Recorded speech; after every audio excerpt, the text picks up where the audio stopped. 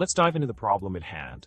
So, imagine you have this data frame with numerous Boolean columns, and you want to compute an aggregation based on a function f, x, y, for rows where each Boolean column is true. It seems like a challenging task, but fear not, a solution is here to save the day. In the provided solution, the approach starts by using a generator of expressions with two filters. The code snippet goes through each Boolean column, applies filters to x and y based on the column being true, and then calculates the desired aggregation. This method might seem a bit repetitive with the filtering, but efficiency is key. Moving on to the next part of the solution, we encounter a different strategy involving concatenating data frames created using single filter conditions.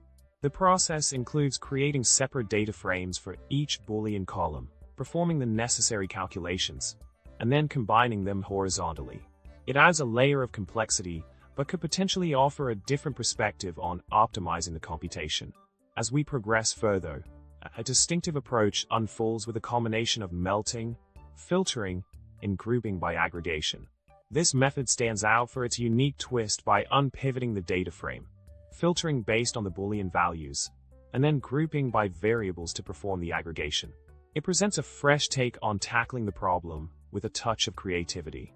In summary, we've explored various methodologies to efficiently compute aggregations based on Boolean column conditions in a data frame with a large number of columns.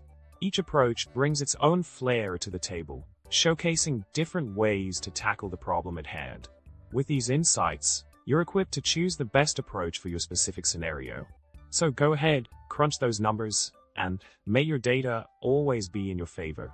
Remember to like, subscribe, and leave a comment below. Stay data-driven, my friend.